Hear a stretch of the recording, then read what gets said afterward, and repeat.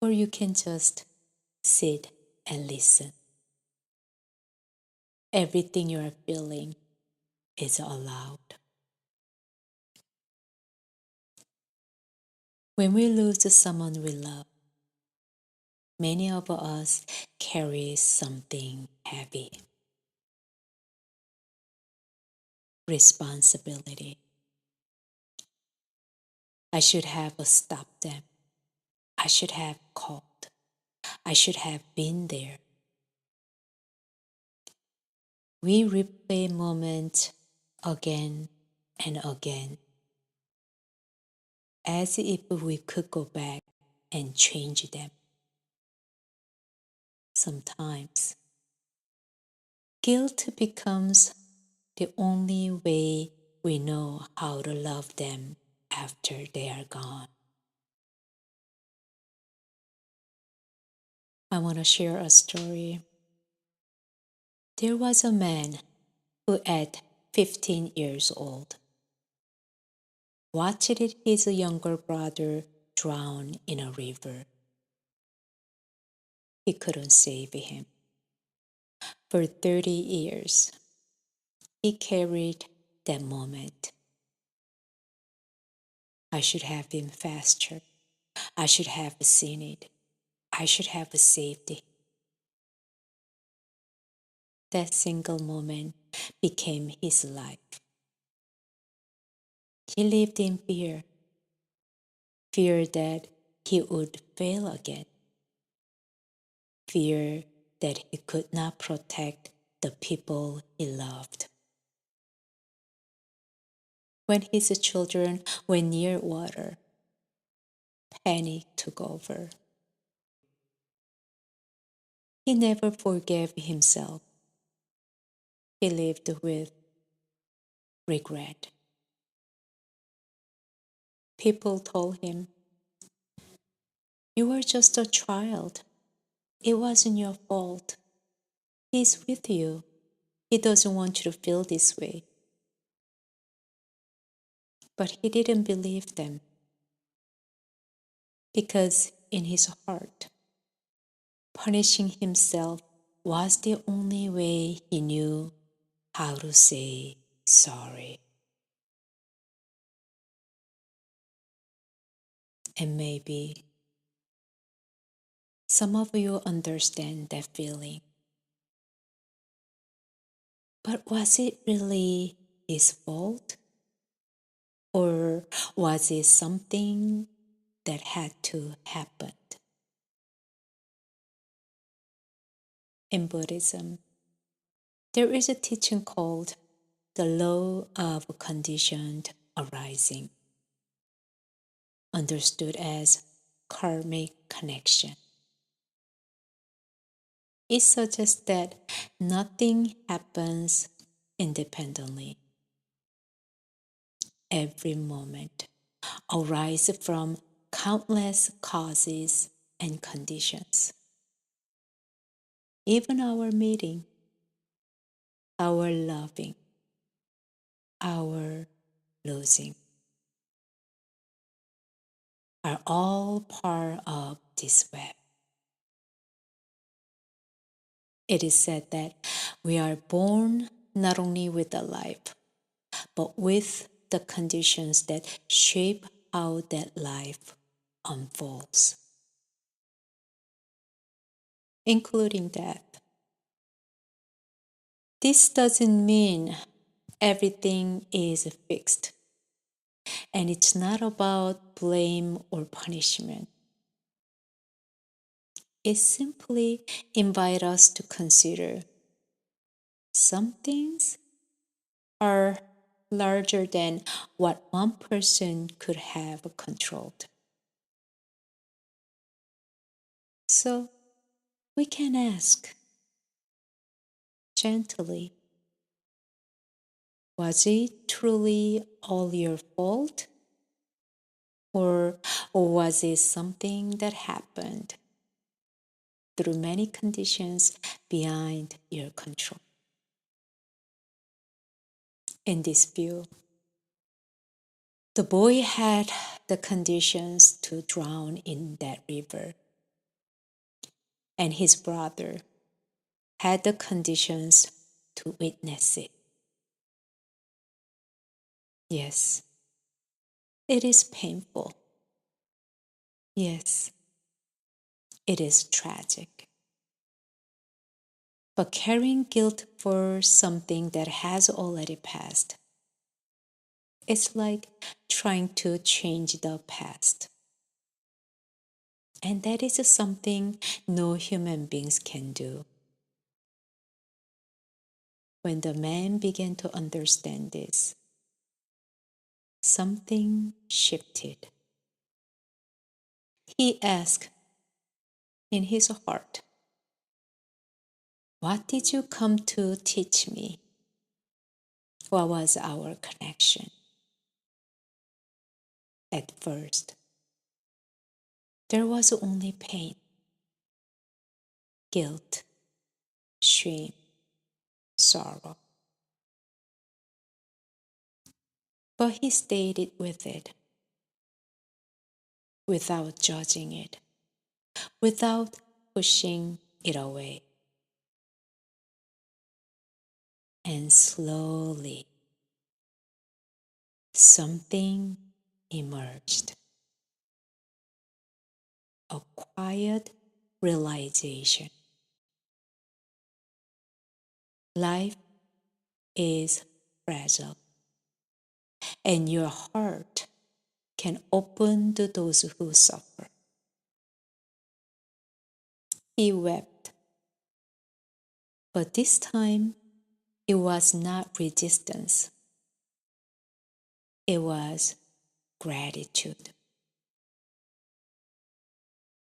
For the first time in 30 years, he saw his wound not as an enemy, but as a teacher. The pain didn't, but his relationship to it changed. And that changed everything.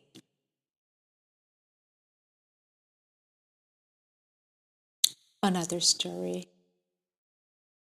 There was a 83-year-old father who spent his life caring for his son with severe autism. The condition was so intense that the boy's mother could not stay. She left.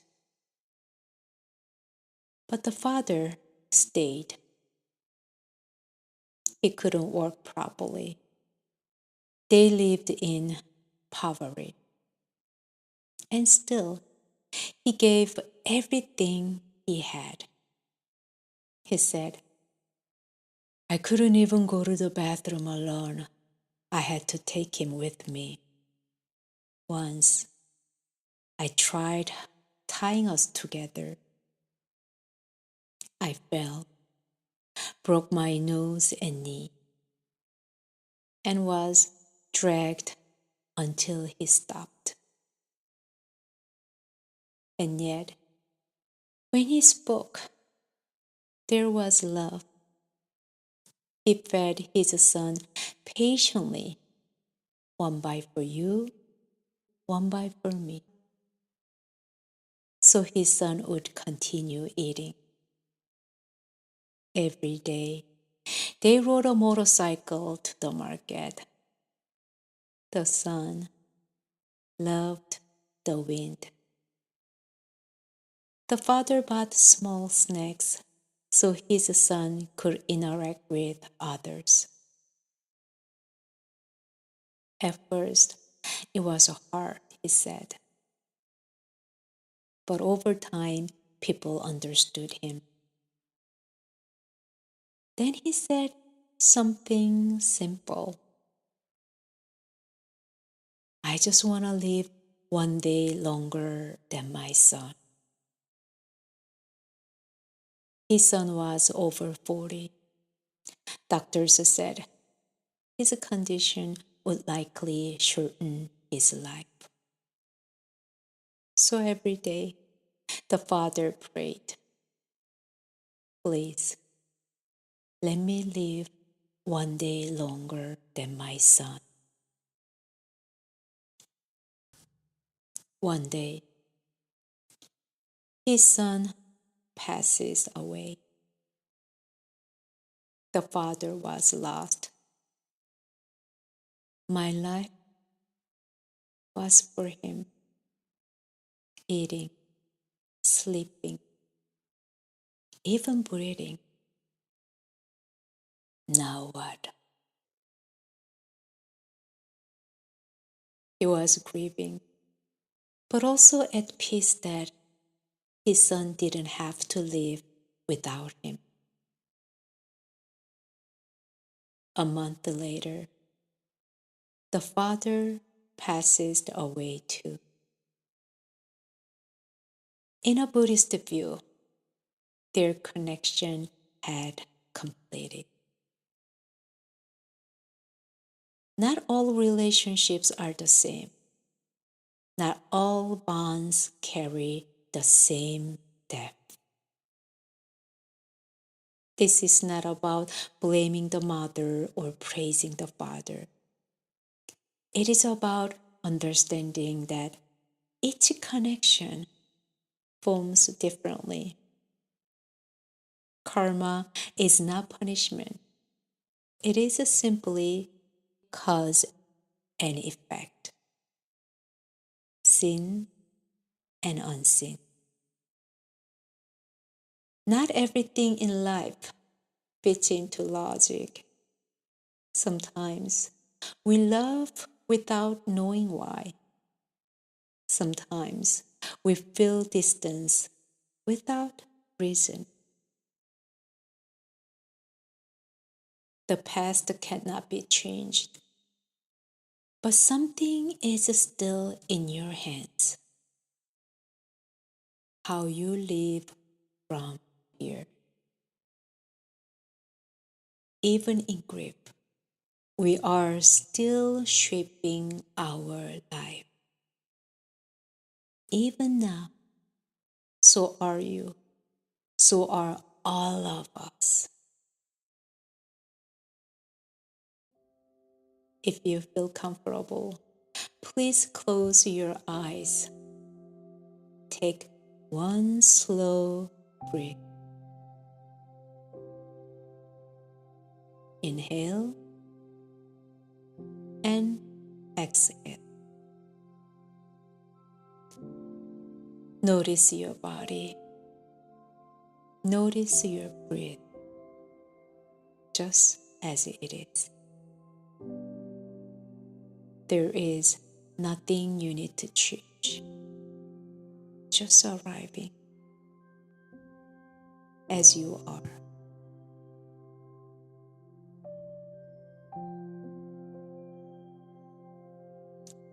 Grief does not follow a schedule. 5 months, 5 years, 5 decades. It does not politely leave when it is supposed to.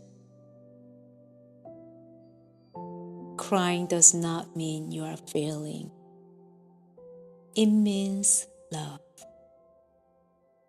It's still moving through the wound.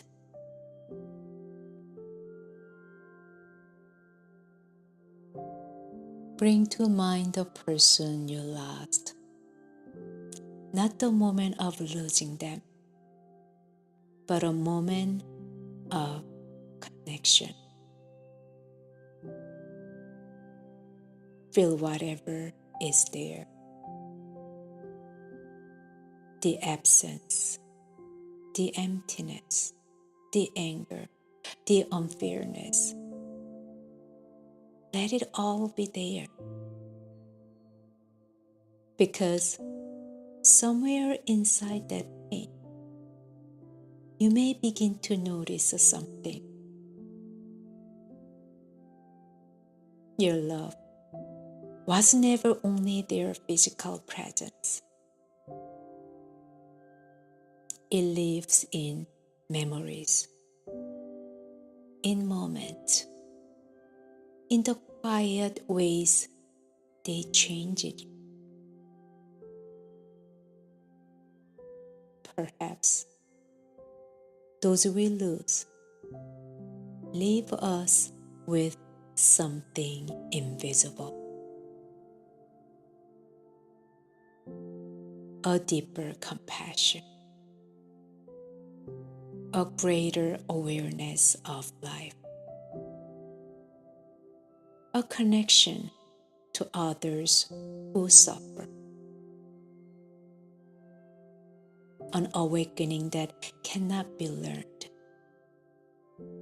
only lived.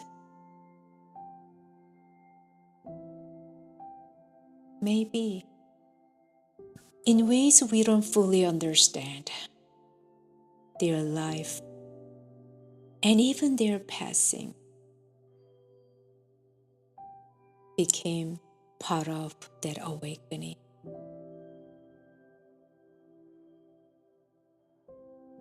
You don't have to move on. Moving on does not mean leaving them behind. Maybe you are learning how to carry them differently. In the way you speak, in the way you show compassion, in the way you choose to stay when things get hard.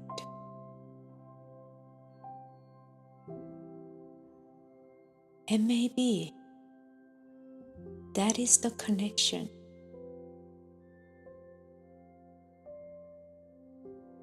They are no longer here, but what they awaken in you still is. And now, the question isn't just what we've lost, but what kind of karmic connection we choose to create today with the ones we still love.